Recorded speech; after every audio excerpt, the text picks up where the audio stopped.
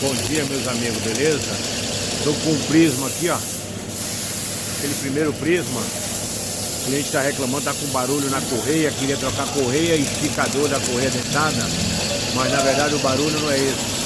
É no compressor. O compressor quebrou a polia. E aí, pessoal, ó. Como é que está a situação do compressor? Aí, claro, tirando o compressor fora, troca as correias de fora, que já está com a contaminação mineral, olha a coloração lá.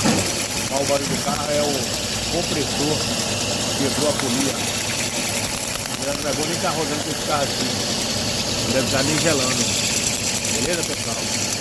Quem gostou aí, ó, e quem tiver um prisma, qualquer carro, esse livro faz um tipo de barulho desse, dá uma olhadinha primeiro. Cuidado com o diagnóstico. O cliente chegou dizendo que era para trocar as correias, está com barulho no esticador. E aí, é complicado. Primeiro examinar, porque